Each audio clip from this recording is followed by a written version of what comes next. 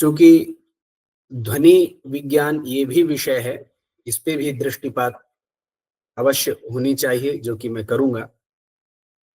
सबसे पहले हमारे यहाँ शास्त्रों के पढ़ने के प्रति कुछ कारण बताए गए हैं। आचार्यैः परम सम्माननीयैः मधुसूदन शर्म महाभागैः अनेकैः ग्रन्थाः प्रणीताः। तेषु ग्रन्थेषु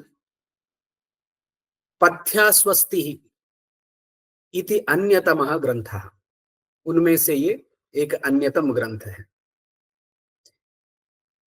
इस ग्रंथ का हमें क्यों पढ़ना है इसे? तो हम जब शास्त्र पढ़ते हैं अथवा पढ़ाते हैं तो अनुबंध चतुष्टय का विचार करते हैं। संबंधः, अधिकारी, विषयः, प्रयोजनम्। यदि इस दिशा से हम विचार करें तो पथ्यास्वस्ति नामक ग्रंथ का अनुबंध चतुष्टय क्या हो सकता है, ऐसे भी तो विचार करना चाहिए। अतः ग्रंथकारेण मंगलाचरणं तत्र आदौ कृतमस्ति। तेन मंगलाचरणेनैव अस्माभिः वक्तुं शक्यते कि इसमें अनुबंध चतुष्टय का भी निरूपण ग्रंथकार कर रहे हैं। कैसे इसका प्रतिपादन किया जा सकता है, तो एक बार विचार करते हैं। चूंकि बिनानुबंधम ग्रंथादौ ग्रंथः न प्रशस्यते इति शिष्टानाम उक्तिः, ऐसी शिष्टों की परंपरा है और उक्ति है, उनका कथन भी है। अतः पथ्यास्वस्ति नामधेय ग्रंथ में हमारी प्रवृत्ति क्यों होगी? प्रवृत्ति तभी होती है जब अनुबंध चतुष्टय का भान होता है, ज्ञान होता है। तो एक बार मंगलाचरण हम देखेंगे। हालांकि मंगलाचरण के विषय पर अनेक वक्ताओं ने अपनी अपनी दृष्टि से विचार किया होगा, तथापि मुंडे मुंडे मतिर्भिन्ना इति रीत्या सर्वेषामपि प्रतिपादन शैली तत्तत् व्यक्ति भेदात भिद्यते। सभी की प्रतिपादन शैली में भेद होता है। एक ही पदार्थ का कोई किसी प्रकार से प्रतिपादन करता है, कोई किसी प्रकार से प्रतिपादन करता है। अतः प्रतिपादन भेदात भेदः भवत्येव, तथापि इदानीम् अत्र मया अत्र कथं प्रतिपादनीयः अत्रत्या विषयः इति चेत् आदौ ग्रन्थकारस्य मङ्गलाचरणम् अवश्यं वक्तव्यम्। यतोहि निर्विघ्न परिसमाप्त्यर्थं मङ्गलाचरणम् अनुष्ठेयं भवति। अतः आस्तिकाः सर्वेपि ग्रन्थादौ मङ्गलं कुर्वन्ति। तदध्यैव अत्र अस्माकम् आचार्याः मधुसूदनाचार्याः अपि अत्र मङ्गलाचरणम् अत्र ग्रन्थे कुर्वन्ति। परब्रह्माक्षरं ज्ञातुं शब्दब्रह्माक्षरस्थितिं विज्ञापयति विज्ञानप्रवणा मधुसूदनः इति। प्रवणो इति पाठः, विज्ञानप्रवणो मधुसूदनः इति। इदानीं तत्र परब्रह्म एवं च शब्दब्रह्म, एतयोः द्वयोः, इन दोनों का प्रकृत प्रसंग में भेद करते हुए ग्रंथकार आगे जा रहे हैं। वस्तुतस्तु वैयाकरणों के संप्रदाय में परब्रह्म और शब्द ब्रह्म, इन दोनों ब्रह्मों में ऐक्य है। शब्द ब्रह्म से परब्रह्म भिन्न नहीं है और परब्रह्म से शब्द ब्रह्म भिन्न नहीं है, ऐसा वैयाकरणों का सिद्धांत है। तथापि अत्र ग्रंथकारः दोनों में भेद करते हुए मंगलाचरण कर रहे हैं कि परब्रह्माक्षरं ज्ञातुं, परब्रह्मणः यदि कश्चित् ज्ञातुम् इच्छति तदानीं तेन तावत् अवश्यं शब्द ब्रह्म उपासितव्यम्। यदि परब्रह्म को जानना चाहता है तो उसे शब्द ब्रह्म की उपासना करनी पड़ेगी। शब्दाक्षरम स्थितिम, शब्दाक्षरस्य या स्थितिरस्ति या सत्ता अस्ति, ता उसको जानना पड़ेगा। तो इसलिए ग्रंथकार विज्ञान प्रवणो मधुसूदनः। मधुसूदनः कथं भूतः अस्ति?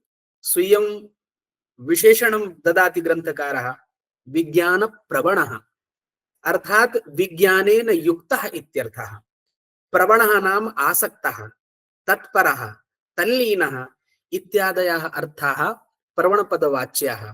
तर्हि विज्ञाने अर्थात वेद रूपम यद विज्ञानम, तस्मिन् विज्ञाने यः तल्लीनः अस्ति सः भवति विज्ञान प्रवणः।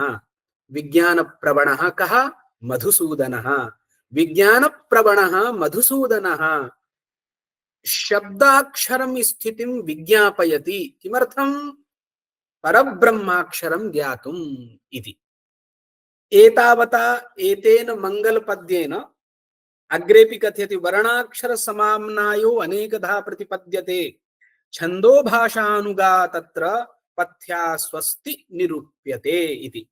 तत्र अग्रे सर्वं सरलं स्पष्टमेव अस्ति। इदानीं मया एवं वक्तुम् इष्यते, ग्रन्थकारेण मंगलाचरण द्वारा अनुबंध चतुष्टयं बोधयति। कथं? संबंधः, संबंधश्च अधिकारी च विषयः प्रयोजनम् इति अनुबंधः। इदानीं यहाँ पर क्या संबंध है? प्रकृति में ग्रंथकार किस विषय का संबंध बता रहे हैं?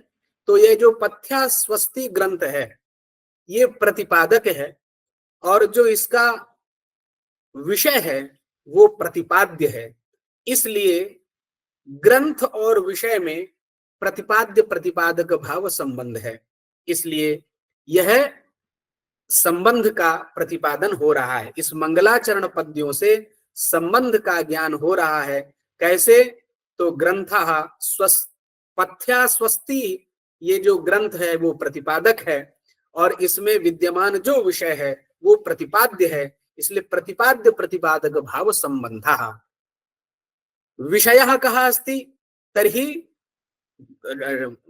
मंगलाचरणे एव उक्तमस्ति शब्द ब्रह्माक्षर एवं च अक्षरस्यैव अत्र प्रतिपादनम् अस्मिन् ग्रंथे क्रियते। अक्षरस्य स्वरूपम, अक्षर का स्वरूप, उसके भेद इत्यादि का निरूपण है, इसलिए वही विषय है। तो संबंध जाने और हम विषय जाने। और अधिकारी कौन है? कौन इस ग्रंथ को पढ़ सकता है? तो जिज्ञासु एव अधिकारी, अर्थात एतस्य निबद्धस्य विषयस्य यः जिज्ञासु भवति स एव अधिकारी वक्तुं शक्यते। अतः वयं सर्वेपि इदानीं जिज्ञासवाः, अस्मिन् ग्रन्थे के विषयाः इति ज्ञातुं वयम् अत्र सर्वेपि समवेताः। अतः वयं सर्वेपि जिज्ञासवाः। अतः जिज्ञासु एव एतस्य ग्रन्थस्य अधिकारी भवति।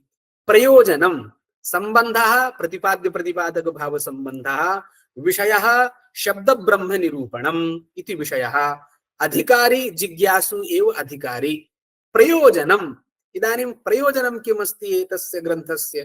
तर्हि शब्द ब्रह्म ज्ञानम् एव प्रयोजनम्, अर्थात शब्द ब्रह्मणः ज्ञानं जायताम् इत्येव प्रयोजनम् अस्ति। अतः अथवा पारलौकिकमपि प्रयोजनम् अत्र वक्तुं शक्यते। शब्दज्ञानेन तावत् परब्रह्म परमात्मनः प्राप्तिर्भवति इत्यपि प्रतिपादयितुं शक्यते। एवं च किम् आगतम् एतावता ग्रंथकार ने आरंभ में अनुबंध चतुष्टय भी बताए हैं, जो हम इस प्रकार से निरूपण कर सकते हैं। इसके आगे चलते हैं। तो जैसा कि आरंभ में निरूपण करते हुए इस गोष्ठी के संचालक महोदय ने बताया है कि इस ग्रंथ में 5 प्रपाठक हैं, जैसे कि मातृका परिष्कारः, यम परिष्कारः, गुण परिष्कारः, अक्षर निर्देशः एवं च संधि परिष्कारः। ये 5 परिष्कार हैं, और ये पांचों के 5 वर्ण शब्द के ही स्वरूप हैं, शब्द ब्रह्म के ही स्वरूप हैं। इसलिए इदानीं ये एक विषय समाप्त होने के बाद में दूसरे विषय में हम चलते हैं। एक और विचार यहाँ पर कर लेते हैं। इस ग्रंथ के नामकरण में, हालांकि इस ग्रंथ की भूमिका में इस विषय पर विचार किया है कि इस ग्रंथ का नाम पथ्या स्वस्ति क्यों है, फिर भी एक बार उस विषय को पुनः उपस्थापित करना चाहते हैं। इस विषय पथ्यास्वस्ति इसको क्यों कह रहे हैं? हालांकि हमारे गुरुदेव आरंभ में आए थे और पहले दिन ही उन्होंने पथ्यास्वस्ति के विषय में अपने विचार रखे थे। वही विचार हैं पुनरपि सिंहावलोकन न्यायेन पुनरपि स्मारयामि। तत्र वाग्वै पथ्यास्वस्तिः इति स्वयं ग्रंथकारेण तत्र अन्यस्मिन् एकस्मिन् ग्रंथे प्रोक्तमस्ति। आर्काइव मध्ये, आर्काइव में ही आचार्य मधुसूदन जी का एक ग्रंथ उपलब्ध होता है, वेद धर्म व्याख्यानम।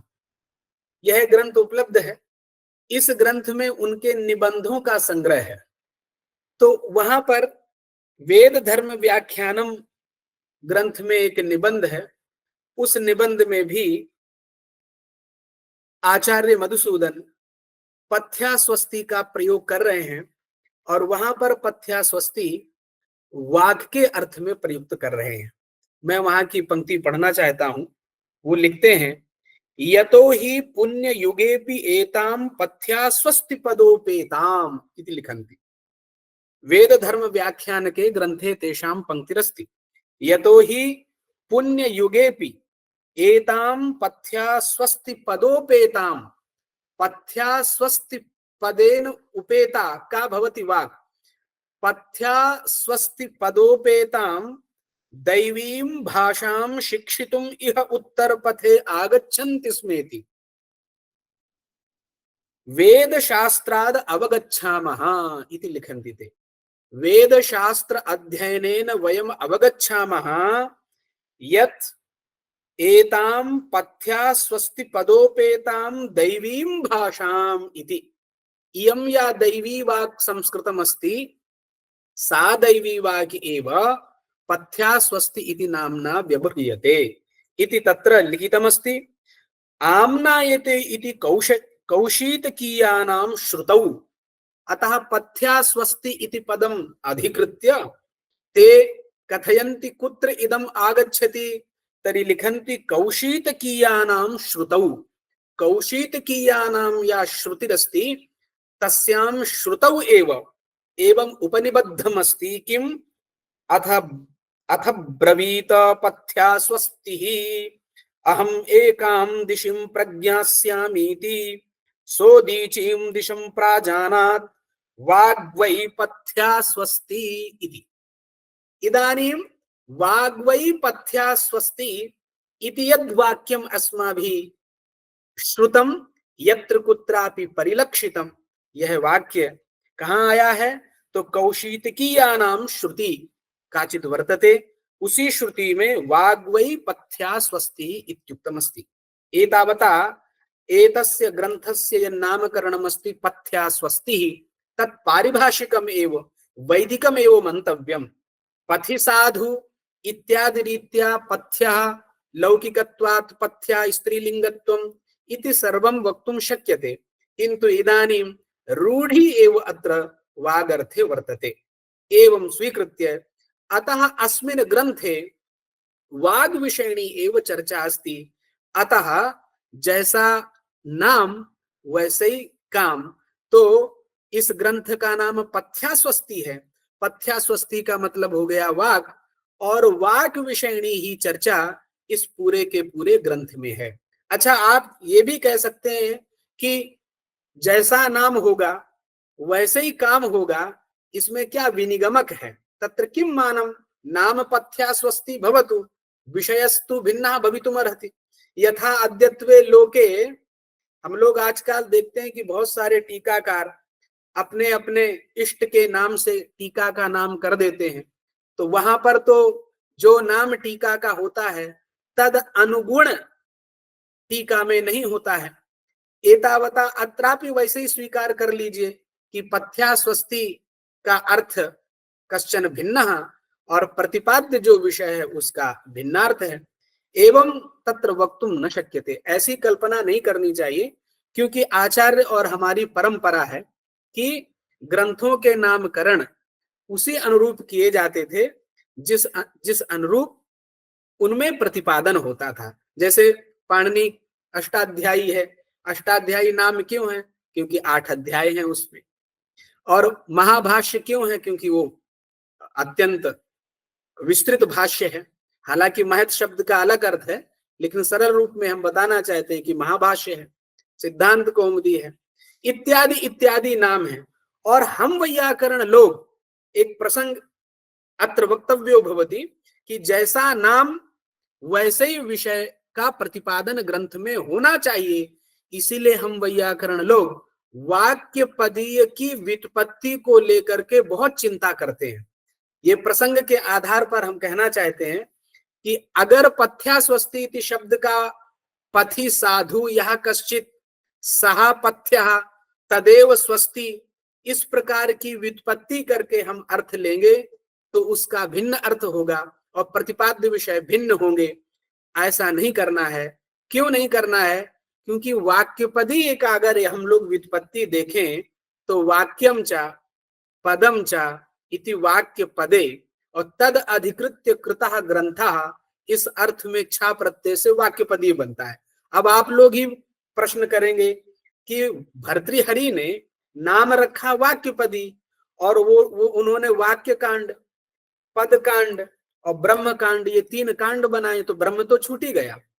नाम ऐसा होना था जिसमें ब्रह्म का भी समावेश हो जाए।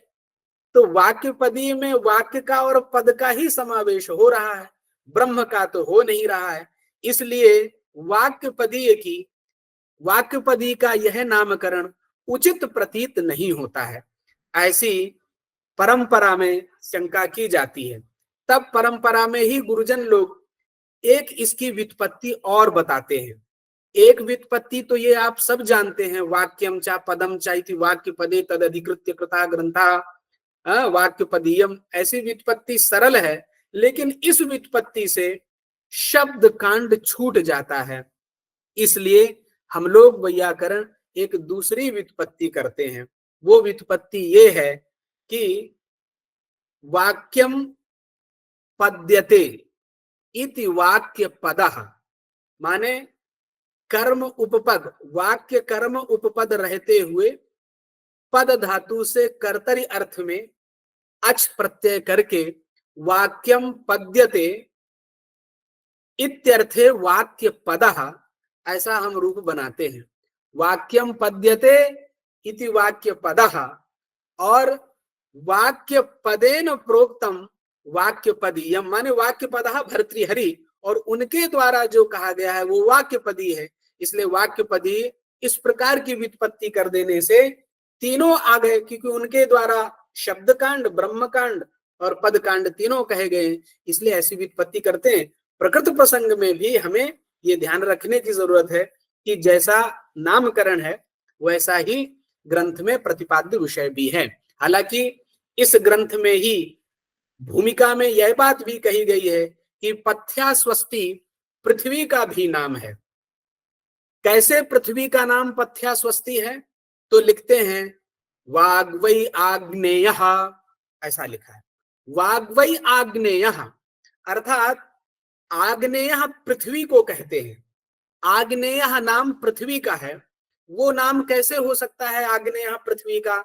तो उसकी व्युत्पत्ति है अग्नि देवता यस्य सह आग्नेय, अर्थात अग्नि है देवता जिसका, वो आग्नेय कहलाता है। तो पृथ्वी का जो देवता है वो अग्नि है, ये इसलिए ये आग्नेय कहलाता है। और वाग्वै आग्नेयः ऐसा निरूपण किया है, इसलिए पृथ्वी भी आग्नेय है। तो पृथ्वी यदि पथ्या स्वस्ति कैसे है? पृथ्वी को भी पथ्या स्वस्ति कहा, वाग आग्नेय भी हो गया, तो इस प्रकार से पथ्या स्वस्ति पृथ्वी भी हो जाएगी। तो स्वयं भूमिका में इस ग्रंथ के टीकाकार अपना मत रखते हैं कि जिस प्रकार से सूर्यस्य परिक्रमां कुर्वती इयं पृथ्वी तेनेव मार्गेण गच्छति, तो जिस प्रकार से पृथ्वी का सूर्यस्य परिभ्रमणेन, माने सूर्य की चक्कर लगाती है पृथ्वी, तो वह एक मार्ग है, सूर्य के चारों तरफ वाला एक मार्ग है। वही पथ्य है। एतावता उसी प्रकार से जैसे पृथ्वी का वो मार्ग है, उसी प्रकार से इस वाक का भी यह मार्ग है। क्या? वर्ण रूपी मार्ग है। वर्ण के बिना वाक की सत्ता नहीं हो सकती है। उसी प्रकार से यहाँ पर ऐसा भी प्रतिपादन ग्रंथकार ने किया है। एतावता नामकरण के विषय में हमने जाना और हमने अनुबंध चतुष्टय के बारे में जाना। इसके आगे चलते हैं। ग्रंथकार ने मात्रा मात्रिका परिष्कार ऐसा विचार ग्रंथ में किया है। अत्र मात्रिका इति पदार्थः कहा, मात्रिका पदार्थेन किम अवबुध्यते, कहा एतस्य अर्थः इति चेत् अत्र का प्रत्ययः स्वार्थे वर्तते। अतः मात्रा इव मात्रिका। वस्तुतस्तु मात्रा इति शब्दात् का प्रत्यय कृते मात्रिका इति वक्तव्यम्, किन्तु तत्र श्रुति साम्यात् त्रि इति वा भवतु त्रि इति वा भवतु, तत्र शब्द साम्यात् मात्रिका इति प्रयोगः क्रियते, अथवा मातृ इति शब्दात् का प्रत्यय कर देने पर भी मात्रिका ये वाला भी रूप बन जाएगा। दोनों रूप का प्रत्यय करने से बनाए जा सकते हैं और दोनों का अभिप्राय यही है कि जननी अर्थात यही अक्षर समामनाएं ही सभी वाक्पद इत्यादि के जनक हैं। मात्रिका, इसलिए जब हम लोग पांडुलिपि के बारे में कहते हैं कि यह मूल मात्रिका क्या है, माने जो अब तक प्रकाशन हुआ है, तो जो प्रथम आद्य उत्पत्ति स्थानिका जो होती है उसी को मात्रिका कहते हैं। आद्य उत्पत्ति स्थानिका जो होती है उसे हम मात्रिका कहते हैं। और प्रकृति में भी यह जो वर्ण समामनाएं हैं, जो अक्षर समामनाएं हैं, इनको हम मात्रिका कहते हैं। वर्ण समामनाएं में आचार्यों के भिन्न भिन्न मत हैं। तत्र कति वर्णाः इति विषये सर्वेषामपि तत्र मतभेदः अस्ति। एतेषाम् आचार्याणां तु भिन्नमेव मतमस्ति। आचार्यैः तत्र शताधिकाः वर्णाः इति बोधिताः अस्मिन् ग्रन्थे, किन्तु तत्रापि अक्षर समामनाय रीत्या विचारः भिन्नः अस्ति, एवं च वर्ण समामनाय रीत्या विचारः भिन्नः अस्ति। माहेश्वरेण प्रोक्ताः वर्णाः इत्यर्थे भिन्नः विचारः अस्ति। अस्तु, तर्हि इयं या वाक् अस्ति, पथ्यास्वस्ति रूपा या वाक्, जो यह वाक्य है, उस वाक्य के भी आचार्य मधुसूदन जी ने आगे ग्रंथ में चार भेद, स्थान के भेद से चार भेद बतलाए हैं। कौन कौन से वो भेद हैं? तो वो लिखते हैं कि पहला भेद है वेकुरा, वेकुरा नामकः कश्चन भेदः। द्वितीयः सुब्रह्मण्य नामकः कश्चन भेदः। तीसरा है गौरीवीता नाम का भेदः और चौथा है आभृणी। तो ये वाक्य के चार भेद आचार्य ने अपने इस ग्रंथ में बताए हैं। वेकुरा भेद जो है, तो कहते हैं कि वो स्वयंभू मंडल का ये वेकुरा भेद होता है, और परमेष्ठी मंडल का सुब्रह्मण्य भेद होता है, और सौर मंडल का गौरीवीता, और पृथ्वी मंडल का आम्भृणी यह भेद होता है। तो वाणी के यह भेद बताए गए हैं। अब हम चूंकि व्याकरण के होने के नाते आचार्य ने यह तो भेद कर दिए अपने इस ग्रंथ में, लेकिन यदि हम वैयाकरणों की दृष्टि से विचार करें कि यह जो शब्द ब्रह्म है उसका स्वरूप क्या है, ग्रंथकार ने यही पूरे के पूरे ग्रंथ में निरूपण किया है। जो इसमें अलग अलग प्रपाठक हैं, क्योंकि जब हम इन अक्षर ब्रह्म को जानते हैं तो शब्द ब्रह्म के समीप पहुंच जाते हैं। इसलिए सार में मैं ये कहना चाहता हूं कि यह जो शब्द ब्रह्म है अस्माकं वैयाकरणानां नये, उसका स्वरूप क्या है। तो एक बार शब्द ब्रह्म, चूंकि प्रतिज्ञा वचन में ही ग्रंथकार ने कहा है परब्रह्म विज्ञातुम शब्द ब्रह्म अक्षर स्थितिम विज्ञापयति, इस प्रकार से जो मंगलाचरण, तो शब्द ब्रह्म के बारे में थोड़ा विचार करना जरूरी है। भगवान भर्तृहरि ने पहली ही कारिका में शब्द खंड में क्या कह दिया? अनादि निधनम ब्रह्म शब्द तत्वम यदक्षरम विवर्तते अर्थ भावेन प्रक्रिया जगतो यतः, ऐसा उन्होंने कहा। इसमें शब्द ब्रह्म के स्वरूप का निर्धारण किया गया है। हालांकि आचार्याः मधुसूदनाचार्याः वैयाकरणाः वेदांतिनाः दैवज्ञाः वेदज्ञाः सर्वगुण संपन्नाः ते सन्ति, अतः तेषाम् अत्र दृष्टि अवश्यमस्ति। वाक्यपदीयकाराणां जो यह वचन है उसके ऊपर उनकी दृष्टि है, इसलिए शब्द ब्रह्म शब्द का प्रयोग तो वैयाकरण करते हैं। इसलिए उन्होंने भी शब्द ब्रह्म के बारे में जो चर्चा की उसके ऊपर विचार करना आवश्यक है। इस या अनादि निधनम जो होता है वही शब्द ब्रह्म है। अर्थात क्या अभिप्राय है? जिसका आदि नहीं है और जिसका निधन नहीं होता है वही आदि निधन कहलाता है। अर्थात उत्पत्ति भी नहीं है और जिसका नाश भी नहीं है वही है आदि निधन। आदि निधन कौन है? तो शब्द ब्रह्म है। इस शब्द ब्रह्म का ना तो उत्पत्ति है ना ही विनाश है, अर्थात ये नित्य है।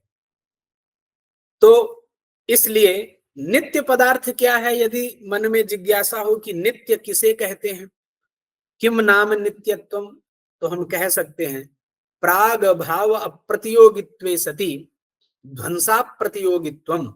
अर्थात प्राग भाव अप्रतियोगी, जो प्राग भाव है उसका जो प्रतियोगी नहीं होगा, और जो ध्वंस माने जो नाश है उस नाश का जो प्रतियोगी नहीं है वही नित्य है। इसलिए ध्वंस प्रतियोगित्वे सति प्रागभाव प्रतियोगित्वम एवमपि वक्तुं शक्यते, अथवा प्रागभाव प्रतियोगित्वे सति ध्वंस प्रतियोगित्वम वही नित्य पदार्थ है। इसलिए शब्द ब्रह्म में प्रागभाव अप्रतियोगिता भी बैठी हुई है और ध्वंस अप्रतियोगिता भी बैठी हुई है। इसलिए यह शब्द ब्रह्म नित्य पदार्थ के नाम से जाना जाता है। क्यों? अनादि निधनम। अब वहां उसका विशेषण एक और देते हैं कि यह जो शब्द ब्रह्म है वो कैसा है? तो कहते हैं अक्षरम। ऐसा क्यों, ये विशेषण क्यों दे दिया?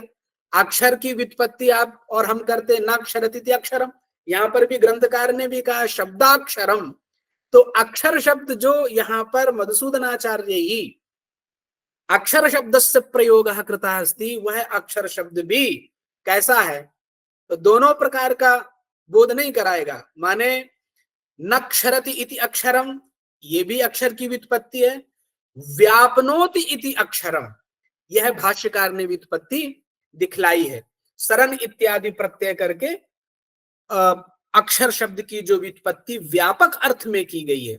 इसलिए अनादि निधनम ब्रह्म शब्द तत्वम यदक्षरम, तो अक्षर शब्द यहां पर कहने का अभिप्राय है व्यापकम।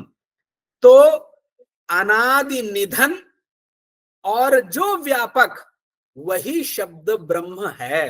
अर्थात शब्दाक्षर ब्रह्म, शब्द ब्रह्म वो है जो अनादि निधनम है और अक्षरम है।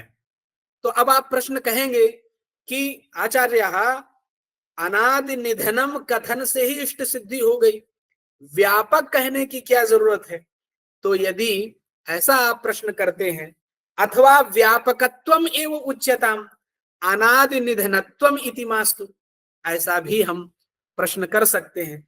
अक्षरम नक्षरति इति अक्षरम, ऐसी व्युत्पत्ति से तो पुनरुक्ति दोष हो जाएगा। क्यों पुनरुक्ति दोष हो जाएगा? जिसका नाश नहीं होता है। नक्षरति इति अक्षरम ऐसा कहेंगे अर्थात जिसका नाश नहीं होता है, तब तो ये तो पहले ही कह चुके हैं अनादि निधनम, जिसका निधन नहीं होता है, इसलिए पुनरुक्ति दोष हो जाएगा। इसलिए हम अक्षर शब्द का अर्थ करते हैं व्यापकम, ऐसा अर्थ हम करते हैं। तरी ऐसा अर्थ कर लेने से क्या अभिप्राय क्या है? व्यापकत्वम किमर्थम उच्यते, तो कहते हैं अनादि निधनम यदि केवल कहेंगे, शब्द ब्रह्म के लक्षण में यदि केवल हम अनादि निधनम इतना ही कहेंगे तो परमाणु में अतिव्याप्ति हो जाएगी। जो न्याय दर्शन में परमाणुओं का स्वरूप नित्य माना गया है, और परमाणु जो होते हैं वो भी प्राग अभाव अप्रतियोगित्वे सति ध्वंसा प्रतियोगित्व होते हैं, उनमें भी अनादित्व और अनिधनत्व बैठा रहता है, माने निधनत्व उनमें बैठा रहता है। इसलिए परमाणु भी ब्रह्म कहलाने लग जाएंगे। अनादि निधनम ऐसा मात्र यदि ब्रह्म का लक्षण करेंगे तो परमाणु में भी लक्षण की अतिव्याप्ति हो जाएगी। तो परमाणुओं में शब्द ब्रह्म का लक्षण ना जाए, इसलिए उन्होंने कहा व्यापकम अर्थात अक्षरम।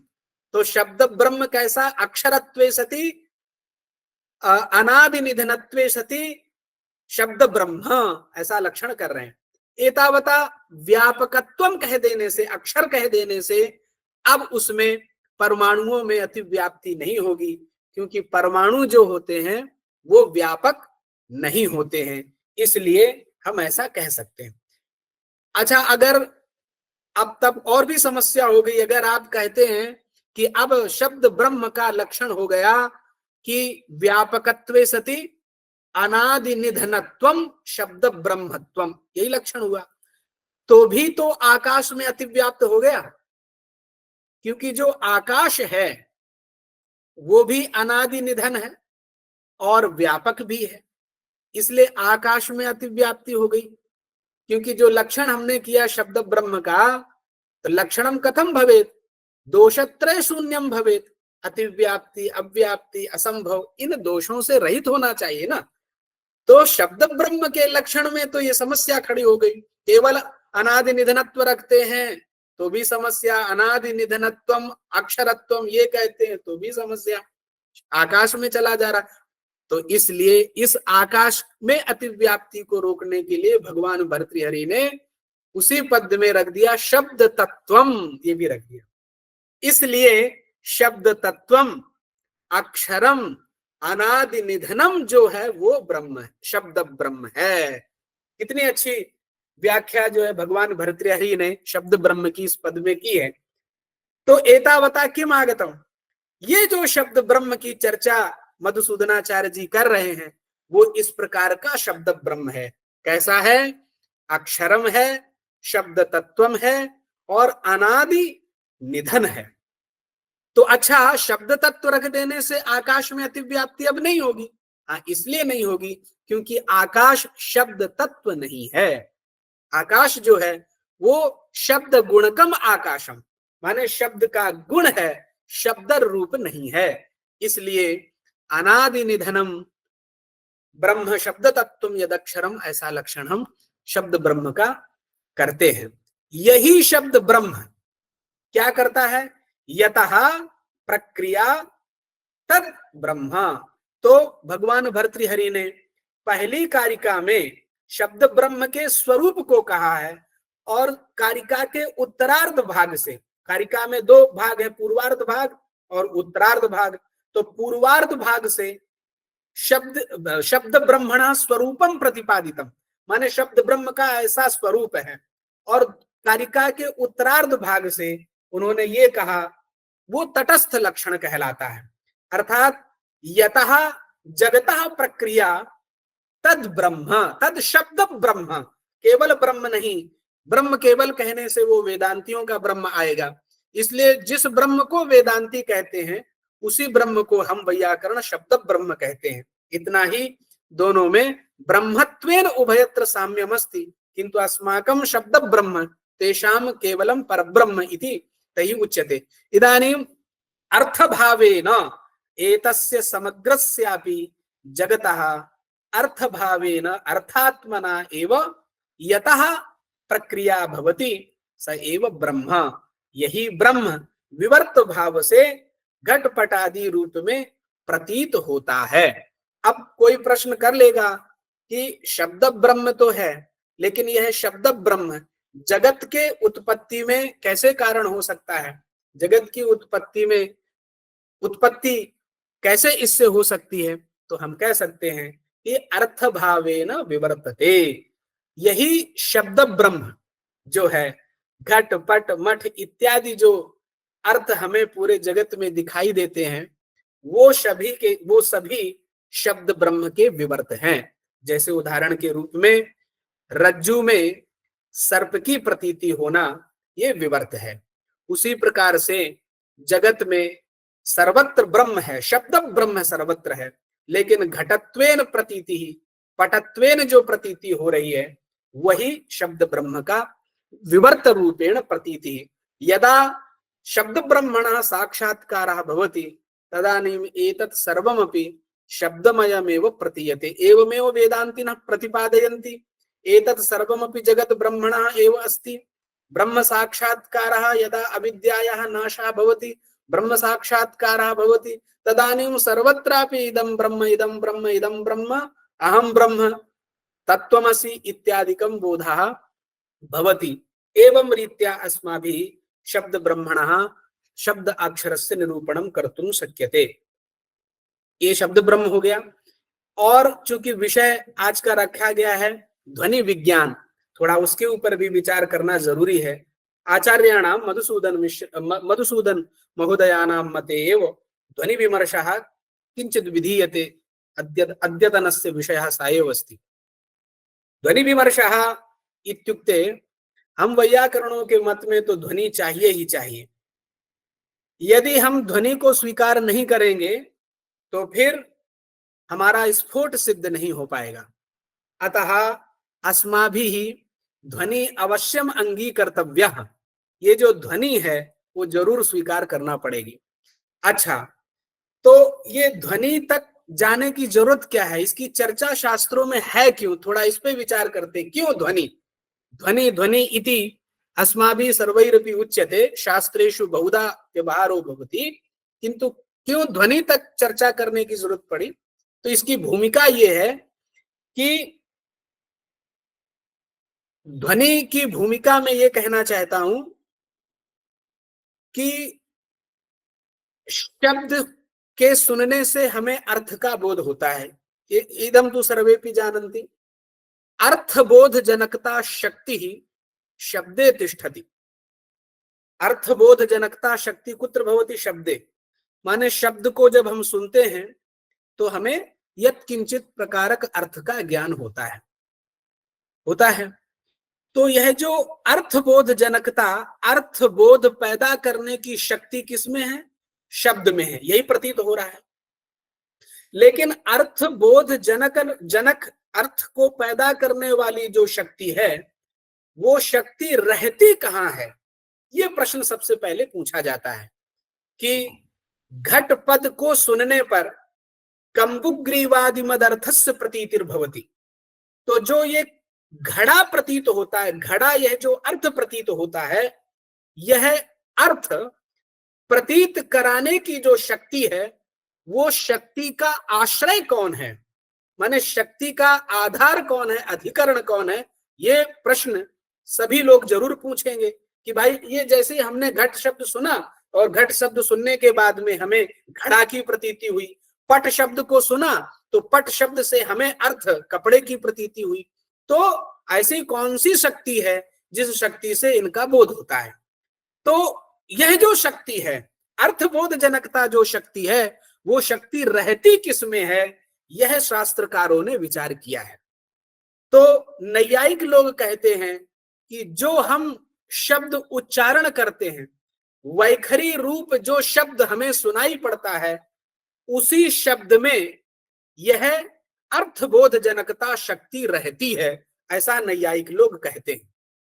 तो अर्थबोध जनकता शक्ति शब्द में रहती है। जैसे हमने घट कहा तो घट से जायमान जो अर्थ है वह अर्थबोध कराने की शक्ति घट इस आनुपूर्वी में रहती है, ऐसा नैयायिक कहता है, जिसके ऊपर वैयाकरण कहता है कि ऐसा आप नहीं कह सकते। अर्थबोध कराने वाली शक्ति यदि घट में रहेगी तो वो संभव नहीं है। क्यों संभव नहीं है? इसलिए संभव नहीं है, क्यों? उच्चारण प्रध्वंसी होते हैं। जो वर्ण होते हैं वो कैसे होते हैं? उच्चारण प्रध्वंसी होते हैं। एकस्मिन् क्षणे तेषाम उच्चारणं भवति, अपरस्मिन् क्षणे तेषाम नाशो भवति। जैसे हम घट कहते हैं तो पहले घा बोला, उसके बाद में आ टा बोला, तो जैसे ही घकारोत्तरवर्ती द्वितीय वर्णस्य उच्चारणं भवति तदैव पूर्वस्य वर्णस्य ध्वंसः नासा भवति इति अनुभवस्य विषयः। भवन्तः वदन्तु, आप लोग बोलिए, वही अनुभव होगा। घट बोलेंगे तो जब हम टा बोलेंगे तो घट गायब हो जाएगा, और जब घा बोलते हैं तब तक टा नहीं रहता है। इसलिए शब्द जो है उसकी आनुपूर्वी ही नहीं सिद्ध हो पा रही है। घट यह एक काल से उपस्थित ही नहीं हो पा रहा है, तो उसमें अर्थबोध जनकता शक्ति रहेगी कैसे, ये प्रश्न खड़ा हो जाता है। तो नैयायिक इसके प्रकारांतर बहुत सारे बताते हैं, लेकिन फिर भी वो इसको सिद्ध नहीं कर पाते हैं। कहते हैं कि पूर्व पूर्व वर्ण अनुभव जन्य संस्कार उत्तर उत्तर वर्ण में रहता है। वो मान लेते हैं कि हाँ, उत्तर उत्तर वर्ण के उच्चारण में पूर्व पूर्व वर्ण का ध्वंस हो जाता है, हम भी स्वीकार करते हैं। तो फिर शक्ति कहाँ रहेगी जब अक्षर को, वर्णों का नाश हो गया तो अक्षर, वर्णों का नाश हो जाने पर शक्ति कहाँ रहेगी? तो वो कहते हैं कि पूर्व पूर्व जो वर्ण है उस वर्ण का जब हमने उच्चारण किया, श्रवण संस्कार हुआ और उसका एक अनुभव हमारी बुद्धि में रह गया, उसी अनुभव जन्य संस्कार उत्तर वर्ण माने चरम वर्ण तक वो बना रहता है। जैसे घट में विसर्ग पर्यंत पूर्व पूर्व वर्णों का संस्कार बैठा रहता है, इसलिए चरम वर्ण से ही हमें बोध हो जाएगा, तद बोध अर्थबोध जनकता शक्ति उसमें रहेगी, ऐसा वो कहते हैं। किंतु इदम अपि वक्तुम न शक्यते, माने नष्ट हुए में भी यदि आप शक्ति स्वीकार करेंगे, पूर्व पूर्व अनुभव जन्य संस्कार उत्तर उत्तर में मान करके आप ऐसा स्वीकार करेंगे, तो मंजूषाकार नागेश भट्ट ने एक दोष दिया कि यदि आप ऐसा नष्टों में भी शक्ति स्वीकार करोगे तब तो समस्या ये होगी कि नष्टो घटा जलवान, यह प्रयोग होने लगेगा। घड़ा टूट गया है फिर भी प्रयोग कोई करे कि जलवान है, वो माने पानी वाला है। नष्टो घटा जलवान, ये प्रयोग होता है कभी? कभी भी यह प्रयोग नहीं होता है। क्यों नहीं होता है? क्योंकि घड़ा जब नष्ट हो गया है तो उस नष्ट घड़े में जल धारण रूप सामर्थ्य ही नहीं रहता है। उसी प्रकार से पूर्व पूर्व वर्ण जब नष्ट हो गए हैं तो उन नष्ट हुए वर्णों में अर्थबोध जनकता शक्ति धारण करने का सामर्थ्य ही नहीं है। इसलिए इन शब्दों में अर्थबोध जनकता शक्ति रह नहीं सकती है, क्योंकि ये उच्चारण प्रध्वंसी होते हैं और सभी दार्शनिक इसको स्वीकार करते हैं कि हाँ सही है कि पूर्व पूर्व वर्णों का नाश होता है, तो फिर अर्थबोध जनकता शक्ति कहाँ रहेगी? ये समस्या जस की तस बनी रहेगी। तो हम वैयाकरण लोग कहते हैं कि सही है, यह जो अर्थबोध जनकता शक्ति है वो स्फोटात्मक शब्द में रहती है, और यही स्फोटात्मक शब्द अभी अभी हमने बताया कि वही शब्द ब्रह्म है। जो स्फोटात्मक शब्द है उसी शब्द में अर्थबोध जनकता शक्ति रहती है। जो हम उच्चारण करते हैं, आपको जो सुनाई देता है शब्द, उस शब्द में अर्थबोध जनकता शक्ति नहीं होती है। अब आप कहेंगे कि जो उच्चारण करते हैं, ये ध्वनि विज्ञान का क्रम में ही मैं बता रहा हूं, जब हम उच्चारण करते हैं तो ध्वनि होती है और उसके पहले भी एक ध्वनि होती है। अर्थात हमारे यहाँ यह जो वाक है, पथ्या स्वस्ति, जो वाक की चर्चा करते हैं, तो उन्होंने जो वाक बताई थी वो 4 प्रकार की वाक बताई थी मधुसूदनाचार्य ही, वेकुरा, सुब्रह्मण्या, गौरीवीता, आम्भृणी इति रीत्या तै भेदः प्रतिपादितः। किंतु वयं वैयाकरणः किंचित भिन्नेन अपि वाक के भेद बताते हैं। परा, पश्यन्ति, मध्यमा, वाक। पथ्यास्वस्ति में जो भेद हैं वो भी भेद स्वीकार है, लेकिन ये भी भेद वाक के हैं। कौन कौन से? परा, पश्यन्ति, मध्यमा, वाक। हम ध्वनि पर्यंत जाने के लिए ये व्याख्या कर रहे हैं जो कि जरूरी है। इसलिए परा, पश्यन्ति, मध्यमा जो वाक है, चूंकि ये विषय से भी संबद्ध है, तो वाक 4 है। अब जो परा वाक है वो मूलाधार स्था है। मूलाधार हमारे शरीर में कौन सा स्थान है? तो ग्रंथकारों ने चिंतन किया और कहा कि मनुष्य का शरीर सामान्यतः 96 अंगुल का होता है। 96 अंगुल परिमितो मनुष्यस्य देह शरीरम भवति, मनुष्यस्य देहः भवति, माने जो मनुष्य का शरीर है वो 96 अंगुल का होता है, ऐसा ग्रंथकारों ने लिखा है। तो 96 अंगुल का जो शरीर है, उस शरीर के ऊपर भाग में 47, 47.5 अंगुल ऊपर छोड़ दीजिए और 47.5 अंगुल नीचे छोड़ दीजिए। ये मधुसूदनाचार्याणामेव व्याख्यानमस्ति। ते किं वदन्ति, 47 अंगुली ऊपर छोड़िए और शरीर के 47 अंगुल नीचे छोड़ दीजिए। तो 47.5 नीचे छोड़िए, पैर से लेकर के जहां तक 47.5 हो रही उसको छोड़ दीजिए, और सर से लेकर के 47.5 अंगुल गणना करिए, जहां पर 47.5 हो रही वहां छोड़ दीजिए। तो 47.5 अगर प्लस करेंगे तो कितना हो जाएगा, 95 हो जाएगा। और 96 अंगुल का शरीर होता है। तो जो बीच में 1 अंगुल जगह बची, मध्ये 1 अंगुल परिमितम यदि स्थानम वर्तते तदेव मूलाधारम इत्युच्यते। यही है मूलाधार की व्याख्या। 46 अंगुल का शरीर, 47.5 नीचे, 47.5 ऊपर छोड़िए, बीच में जो 1 अंगुल बची वही है मूलाधार। तो उस मूलाधार में ये परावाक रहती है, ठीक है। और नाभि स्थान जो हमारा है वहां पर पश्यंती वाक रहती है। तो परा और पश्यंती वाक ये योगियों और महर्षियों को ही गम्य होती है, ऐसा टीकाकारों ने लिखा है। सच भी है।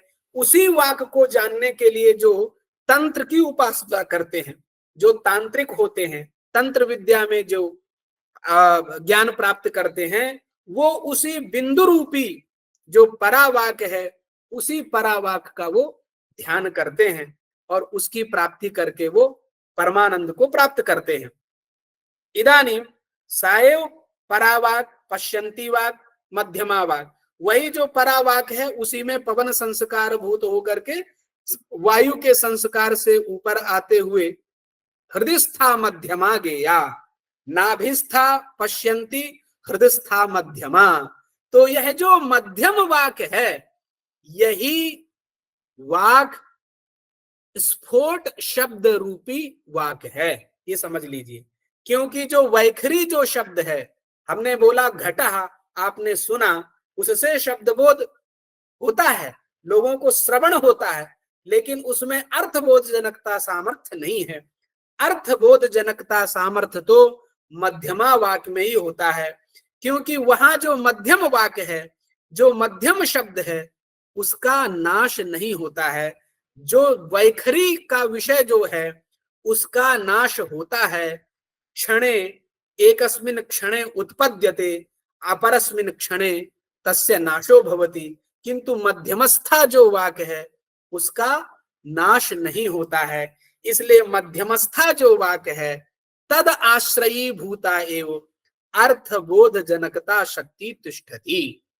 ये वैयाकरणों का सिद्धांत है कि अर्थबोध जनकता जो शक्ति है वो कहाँ रहती है, मध्यमा स्थ जो वाक है उसी में होती है।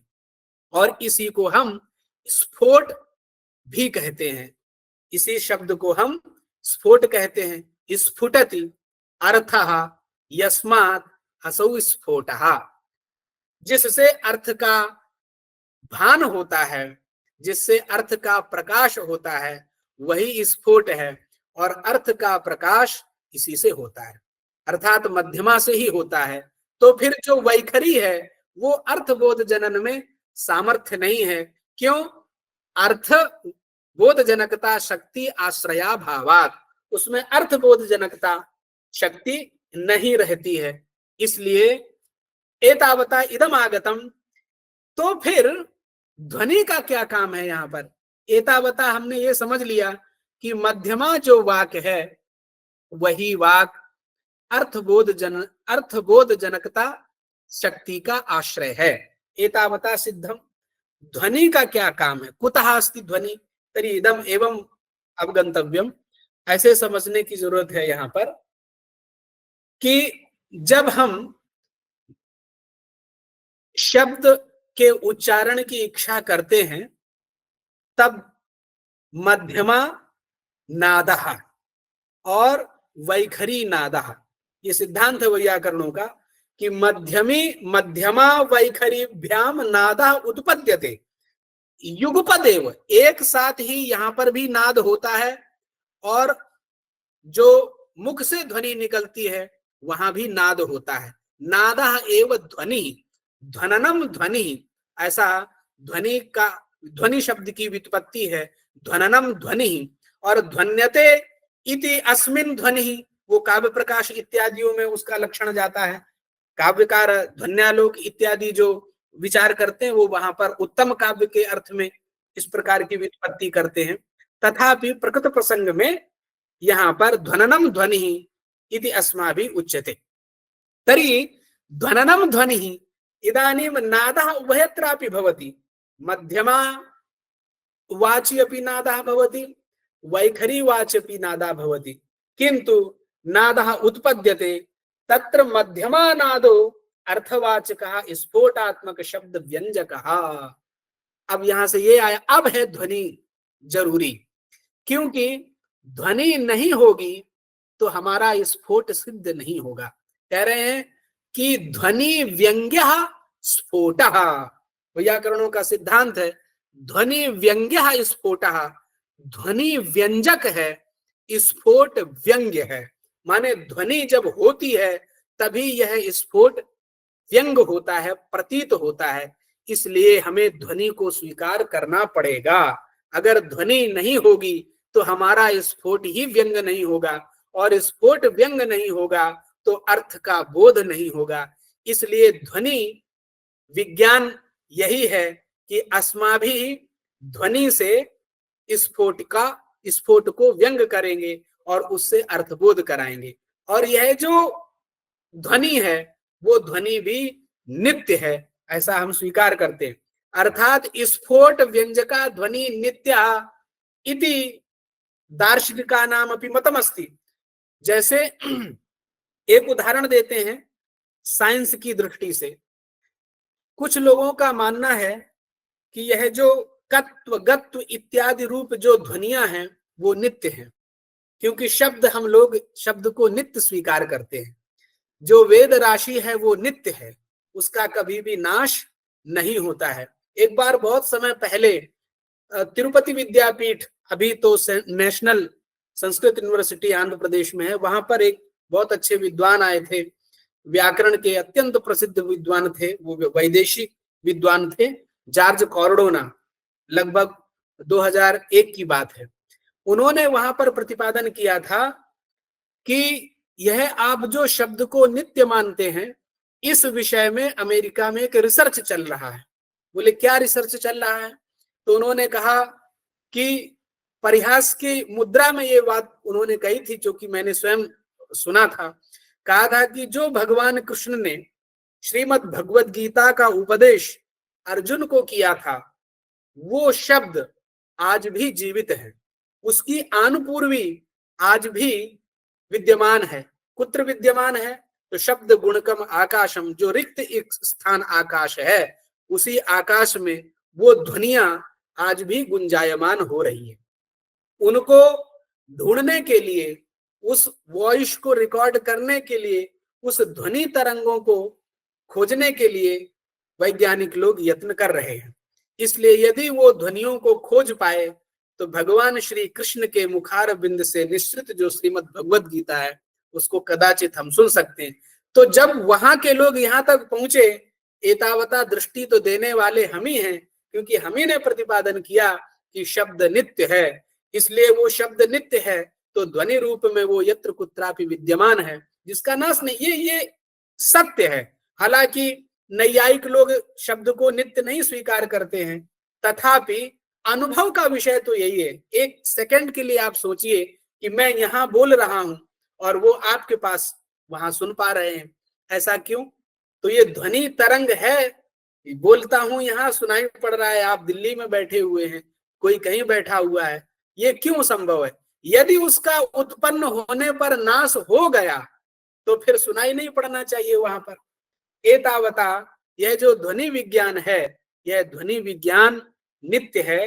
अतः एतेन नित्येन एव ध्वनिना तावत तत्र बोधा भवति यत्र भवन्तः उपविष्टाः सन्ति। अतः ध्वनि यह नित्य है और इसी ध्वनि से हमारे वर्ण स्फुट की अभिव्यक्ति होती है। इसलिए हम वैयाकरण लोग ध्वनि को स्वीकार करते हैं। यह जो ध्वनि है, वाक्यपदीयकार ने दो प्रकार की मानी है, प्राकृत ध्वनि और वैकृत ध्वनि। तो जो प्राकृत ध्वनि होती है वही स्फोट में हेतु है, कारण है। इसलिए वो स्वयं कहते हैं स्फोटस्य ग्रहणे हेतु प्राकृतो ध्वनिरिष्यते। यह जो प्राकृत ध्वनि है वही इसमें कारण है स्फोट के ग्रहण में। इसलिए और जो वैकृत ध्वनि है, शब्दयोर ऊर्ध्वम अभिव्यक्ते है वृत्ति भेदे तु वैकृता, और जो वैकृत ध्वनि होती है वो प्राकृत ध्वनि के बाद में होती है। इसलिए ध्वनि के विषय में हम वैयाकरण लोग ये मानते हैं कि स्फोट की व्यंजक ये ध्वनि है, इसलिए इसको हम स्वीकार करते हैं। एतावता ध्वनि के विषय में यह सामान्य निरूपण किया जा सकता है। उसके बाद में ऐसा भी कहते हैं कि ये ध्वनियों में भी भेद है। अभ्यासार्थे द्रुतावृत्ति मध्यमा वै चिंतने स्मृता शिष्याणाम उपदेशार्थम वृत्तिरिष्टा विलंबिता। माने ये ध्वनि के ही विलंब से और दीर्घ उच्चारणम, लघु उच्चारणम, शीघ्र उच्चारणम इत्यादि रीत्या तत्र ध्वनि नामेव वैलक्षण्यम प्रतिपादितम अस्ति। अतः ध्वनि के विषय में इतना ही निरूपण करना चाहेंगे। थोड़ा और विचार एक और रहता है। ग्रंथकार ने आचार्य मधुसूदनाचार्य ही थोड़ा वैलक्षण्य इन्होंने प्रतिपादन किया है पहले ही अध्याय में। क्या वैलक्षण्य प्रतिपादन किया है? तो उन्होंने जो वर्णों का स्वरूप बताया, उस वर्णों के स्वरूप में एक रंगः वर्ण का चिंतन किया है और स्वर भक्ति का चिंतन किया है और औरस्योस्मणाः इसका भी उन्होंने निरूपण किया है। हम सामान्य लोग जो व्याकरण पढ़ते पढ़ाते हैं वहां पर तो ना रंगः की चर्चा है, स्वर भक्ति की जरूर चर्चा है, और औरस्योष्मणाः इसकी भी चर्चा नहीं प्राप्त होती है। ये क्या है? ग्रंथकार ने कुछ ये नवीन प्रतिपादन किया है, अतः उसके बारे में थोड़ा दृष्टिपात करके मैं अपना व्याख्यान समाप्त करूंगा। ग्रंथकार ने अयोगवाहा, अच्छा अयोगवाहा भी उन्होंने 11 गिनाए हैं। इसी अयोगवाहों में उन्होंने स्वर भक्ति को भी रखा है और रंगा को भी रखा है और उन्होंने औरस्योष्मणा को भी रखा है। इस प्रकार से उन्होंने 11 कहे हैं। लेकिन वैयाकरण निकाय में, व्याकरण संप्रदाय में 4 ही अयोगवाह माने गए हैं। जिह्वामूलीय, उपधमानीय, यम और विसर्ग, ये 4 अयोगवाह माने गए हैं। अच्छा, जो व्याकरणेतर हैं उनको शायद ना पता हो कि अयोगवाह हैं क्या। तो अयोगवाह की व्युत्पत्ति इस प्रकार से हम लोग करते हैं कि न योगः येषाम ते अयोगः, अयोगः अर्थात येषाम योगः संबंधः नास्ति ते अयोगाः, उनको अयोग कहते हैं। अर्थात अक्षर समामनाय में इनका पाठ नहीं है। अनुपदिष्टाः संताः वाहयन्ति कार्यम साधयन्ति इति वाहाः। तो वाहयन्ति कार्यम साधयन्ति इति वाहाः माने कैसे कार्य की सिद्धि ये करते हैं? अनुपदिष्टाः संताः, अक्षर समामनाय में इनका पाठ नहीं है, ना तो जिह्वामूली है, ना उपध्मानी है, ना विसर्ग है ना, इनका पाठ नहीं है, ना यम है। तथापि ये व्याकरण की प्रक्रिया का निर्वाह करते हैं। इसलिए अनुपदिष्टाः संताः प्रक्रियाम वाहयंती निर्वाहयंती इति अयोग वाहा, ऐसी व्युत्पत्ति की गई है और ये अयोग वाहा 4 हैं। लेकिन अत्र पथ्यास्वस्ति नामक ग्रंथ में टीकाकार ग्रंथकार ने 11 अयोगवाहों को गिनाया है। उसमें से उन्होंने रंगा भी रखा है, स्वर भक्ति भी रखी है और औरस्योष्मणा भी रखा है। स्वर भक्ति क्या है, माने स्वर भक्ति का अभिप्राय क्या है? स्वर भक्ति का अभिप्राय ये है कि स्वर है भाग जिसका, भक्ति शब्द का अर्थ है भाग, भज्यते इति भक्ति ही माने भाग। अच्छा, भाग और भक्ति, भक्ति तो एक ईश्वर की आराधना करने में जो भक्ति है उस प्रकार का भक्ति यहाँ नहीं है। एक सरल बताते हैं, जैसे भज धातु से घई प्रत्यय करेंगे तो भाग रूप बनेगा, भज धातु से घई प्रत्यय करेंगे तो भागहा माने हिस्सा, और भज धातु से तिन प्रत्यय करेंगे तो भक्ति रूप निष्पन्न होगा। अर्थ दोनों का एक ही है। जैसे एक दृष्टांत देते हैं, बोधहा, बुध धातु से घय प्रत्यय करते हैं तो बोधा रूप बनता है माने ज्ञानम, और अगर बुध धातु से तिन प्रत्यय कर दें तो बुद्धि रूप बनेगा, उसका भी अर्थ है ज्ञान। उसी प्रकार से स्वर भक्ति में प्रविष्ट जो भक्ति है तो भज धातु से निष्पन्न है, तो घय करते हैं तो भागा, तिन करते हैं तो भक्ति, उभयो अर्थात समानः एव। भाग शब्द का हम ज्यादा प्रयोग करते हैं हिस्से के अर्थ में, भक्ति का नहीं करते हैं, इसलिए यहाँ पर इस प्रकार की व्याख्या आवश्यक है। एतावता किम आगतम, भक्ति ही माने भाग, हिस्सा। तो ये स्वर कुछ के भाग होते हैं, कहाँ भाग होते हैं? तो एक दृष्टांत हम देंगे, हालांकि ग्रंथकार ने बहुत सारे दृष्टांत दिए हैं, फिर भी एक प्रसिद्ध दृष्टांत देते हैं। जब हम होत्रीकारः रूप बनाते हैं, होत्रीकारः रूप बनाते हैं, होतु ऋकारः इति होत्रीकारः, होत्री में भी री है और ऋकार में भी री है, पूर्व और पर दोनों जगह ऋकार है। तो इन दोनों ऋकारों के स्थान पर दीर्घ ऋकार जो आदेश होता है उसके उस ऋकार के बारे में ग्रंथकार ने चर्चा की है कि अज भक्ते अपरः, अत्र यह आदेश माने जो यहाँ पर आदेश हुआ है, होत्रीकारा में पूर्व ऋकार और उत्तर ऋकार के स्थान में पूर्व परयो एकादेश यह ऋकारत्वेन द्विमात्रा कालिका आगता, उस द्विमात्रा कालिक ऋकार का निरूपण किया है कि यह जो ऋकार आदेश रूप में दोनों ऋकारों के स्थान पर आया है, ऋति सवर्णे रिवा इस वार्तिक से, वो उसका स्वरूप कैसा है? जो ये आदेशात्मक ऋकार है उसका स्वरूप कैसा है? तो कहते हैं कि अत्र द्वौ रेफौ, इसमें 2 रेफ हैं। यह जो ऋकार आदेश भूत है इसमें 2 रेफौ, तो इन द्वयोः एका मात्रा भवति। तो जो 2 रेफ हैं उन दोनों रेफों की एक मात्रा हो गई, क्योंकि व्यंजन जो होते हैं वो अर्धमात्रा के बोधक होते हैं। तो अर्धमात्रा एक रेफ पूर्व रेफ की और अर्धमात्रा उत्तर रेफ की, तो मिला करके एक मात्रा हो गई। अब वहीं पर ग्रंथकार सिद्धांत कौमुदी में भी लिखा है कि तयोः एका मात्रा, अज अभिता अज भक्ते अपरा, ऐसा लिखा है। अज भक्ति वहां पर शब्द आया हुआ है, अज भक्ते है अपरा, ऐसा करते हैं। माने अभिता, अभिता माने पूर्व में और पर में, जो 2 रेफ हैं उसके पूर्व में और उसके पर में अभिता अज भक्ति ही, ऐसा लिखा है। अर्थात ऐसा जो रेफ है उस रेफ के पूर्व में अच भक्त है, अच रूपी हिस्सा है, और पर में भी अच रूपी हिस्सा है। ये कैसा हिस्सा है? अज भक्ति कैसी है? तो अर्धमात्रा कालिक है। तो रेफ के पूर्व में भी अर्धमात्रा कालिक है और रेफ के पर में भी अर्धमात्रा कालिक है। तो ये अर्धमात्रा अर्धमात्रा मिलकर के जो अज भक्ति है वो एक मात्रा होती है।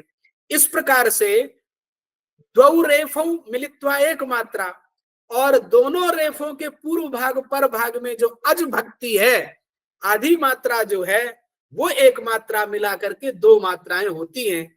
ऐसा आदेश होत्री और ऋकार के स्थान पर होता है, ऐसा ग्रंथकार ने कहा। और कहा कि ये नृसिंहवत है, जैसे भगवान नृसिंह का स्वरूप था, अर्धम भिन्नम अर्धम भिन्नम, तद्वदेव यह जो ऋकार है, इस ऋकार का स्वरूप भी इसी प्रकार का है। आधा स्वर भक्ति है और आधा व्यंजन भक्ति है। इसको बड़े ही दिलचस्प रूप से ग्रंथकार ने अपने इस ग्रंथ में रखा है, जिसको हमने जिस प्रकार से समझा है उस प्रकार से यहाँ पर निरूपण कर दिया है। और रंगा क्या है, तो रंगा के बारे में उन्होंने कहा कि दीर्घ आकार के बाद में जो अनुस्वार है वो रंगा कहलाता है। ये एक नूतन ज्ञान प्राप्त हुआ। हमें लगता है कि यही हमारे लिए पुण्य का विषय है कि हमने कुछ नया जाना। एतावता पूर्वम इदम ज्ञानम न आसीत्, कि रंगा भी कुछ होता है। तो ग्रंथकार ने कहा है कि जो दीर्घ आकार है उसके उपरांत में जो वेदों में जिसको हम ग्वंग पढ़ते हैं उसी को यह रंगा कह रहे हैं। तो ये रंगा है। और औरस्योष्मणा पथ्यास्वस्ति में जो वर्ण परिष्कार में आया है, औरस्योष्मणा, वो हना और हरा, ये दो उदाहरण दिए हैं। तो हना घटक जो नकार है वो औरस्योष्मणा है, और जो हरा घटक जो रकार है वो औरस्योष्मणा का उदाहरण है। ये दोनों औरस्योष्मणा के भी उदाहरण ग्रंथकार ने दिए, जो एक नवीन दृष्टिपात यहाँ पर करते हैं। वर्ण समामनाय में महेश्वर के वर्ण तो भिन्न हैं। चतुर्दश सूत्रों में कितने वर्ण हैं, कोई शोधार्थी यहाँ पर होंगे तो वो जानेंगे, क्योंकि ये प्रतियोगी परीक्षाओं में प्रश्न आता है कि अक्षर समामनाय माहेश्वर सूत्रों में कितने वर्णों का उपदेश किया गया है। तो कुछ लोग कहते हैं कि 43 वर्णों का उपदेश है और कुछ कहते हैं 42 का है। तो सही क्या है, तो 42 वर्णों का ही उपदेश है, क्योंकि हकार को दोबारा नहीं गिनना है। हकार का पाठ हल में भी है और शशर में भी है, इसलिए दोनों जगह पाठ होने पर उसको दो बार गणना नहीं करेंगे, एक ही बार करेंगे। इसलिए अक्षर समामनाय में कितने वर्ण हैं, 42 ही है। यह अक्षर समामनाय कहाँ से प्राप्त हुआ है, तो हम वैयाकरण कहते हैं अनादि है। लेकिन कुछ लोग कहते हैं कि भगवान शिव के डमरू से प्राप्त हुए हैं। यह जो कहते हैं तत्र वयम न सम्यक चिंतयामः, भगवान शंकर के डमरू से नहीं मिले हैं, तो फिर मिला क्या भगवान शंकर के डमरू से? हाँ, भगवान शंकर के डमरू से हमें मिले अनुबंध, अर्थात आ ई उ ण, यह जो चतुर्दश अनुबंध लगे हैं वही भगवान शिव के डमरू से भगवान पाणिनि को प्राप्त हुए हैं। उसी के कारण ये माहेश्वर कहलाते हैं, ना कि आ ई उ ये नहीं प्राप्त हुए, ये अनादि हैं। यथा वेदा अनादयाः तथैव एते वर्णाः अपि अनादयाः एव सन्ति, तेषां कोऽपि कर्ता नास्ति। यथा वेदानां कोऽपि कर्ता नास्ति तथैव आ ई उ एतेषामपि कोऽपि कर्ता नास्ति। पाणिना केवलम अनुबंधा एव भगवता महेश्वरात् स्वीकृताः। अतः एव उक्तमस्ति शेखरकारेण नागेश भट्टेन लघु शब्देन्दु शेखरे, अत्र चतुर्दश वर्णम समुपादिष्टम पाणिन्यादि इष्ट सिद्धये, अर्थात पाणिन्यादि इष्ट सिद्धि के लिए ये चतुर्दश वर्ण समुपादिष्टम, इन चतुर्दश वर्ण माने अनुबंधों का उपदेश उन्होंने किया है। इसलिए आ ई गुण पूरा सूत्र प्राप्त शिव जी से नहीं है, उसके पहले भी व्याकरण थे, वहां पर भी उनका शब्दों का प्रयोग होता था, और यह केवल अनुबंध भगवान शिव से मिले हैं। यह जो अक्षर समामना है, स्वयं ग्रंथकार पथ्यास्वस्ति में लिखते, यथा आचार्या ऊचु ब्रह्मा बृहस्पतये प्रोवाच बृहस्पतिरिंद्राय इंद्रो भारद्वाजाय भरद्वाज ऋषिभ्यः तम खलु इमम अक्षर समाम्नायम आचक्षते इति ऋक्तंत्र व्याकरणे शाकटायने प्रोक्तम अस्ति। ऋक्तंत्र व्याकरण में यह जो मातृका परिष्कार में अक्षर समाम्नाय की चर्चा आई, ये अक्षर समाम्नाय कैसे हम तक पहुंचे, तो ऋक्तंत्र व्याकरण के में शाकटायन कहते हैं कि आचार्याः ऊचुः ब्रह्मा बृहस्पतये बृहस्पतिर इंद्राय इंद्रो भारद्वाजाय भरद्वाज ऋषिभ्यः तम खलु इमम, उन्हीं ऋषियों से हम तक पहुंचा, तम खलु इमम अक्षर समाम्नायम आचक्षते न नक्तम न भुक्त्वा प्रब्रूयात ब्रह्म राशि। अच्छा, इतना भी विधान है कि ना नक्तम, इनको रात में नहीं बोलना है, और ना भुक्त्वा, ना भोजन करके बोलना है, क्योंकि वेद परंपरा भी यही है, वेदों को रात्र में पढ़ने का निषेध है। इसलिए ना नक्तम ना भुक्त्वा प्रब्रूयात ब्रह्म राशि, इस ब्रह्म राशि का उच्चारण ना तो भोजन करके करना है, ना ही रात में करना है। ऐसी यह जो ब्रह्म राशि है, उस ब्रह्म राशि के ऊपर आचार्याणाम मधुसूदन मधुसूदन शर्म महाभागानाम ये चिंतनम अस्ति। उसमें हमें और भी परिश्रम करने की जरूरत है, क्योंकि उन्होंने हमें एक दृष्टि दी है, किंतु उस दृष्टि तक हमें पहुंचने के लिए बहुत परिश्रम करना है। उन्होंने जो चिंतन करके ग्रंथ का प्रणयन किया है, उस चिंतन तक हमें पहुंचना पड़ेगा। क्यों? क्योंकि लोक में इस प्रकार के विचारों का बाहुल्य न प्रचार प्रसार नहीं है। ऐसे ऐसे विषयों का ग्रंथकार निरूपण करते हैं जो कि अत्यंत विलक्षण है, और उनका अपना एक साइंस है, एक उनका अपना विज्ञान है। जो वेद के परम ज्ञाता थे, तो उन्होंने उस वेद से तत्व को निकाल करके हमारे सामने रखा है। हमें इसमें और भी रिसर्च करने की जरूरत है, शोधार्थियों को भी इसमें रिसर्च करने की जरूरत है। हम अपने शोधार्थियों को अब प्रेरित करेंगे कि आप आचार्य मधुसूदन प्रणीत ग्रंथों के ऊपर शोध कार्य करें। कुछ नवीन तथ्य जो उन्होंने उद्घाटित किए हैं, उनमें भी आप कुछ काम करें, जिससे इन ग्रंथों की उपादेयता और अधिक बढ़ेगी।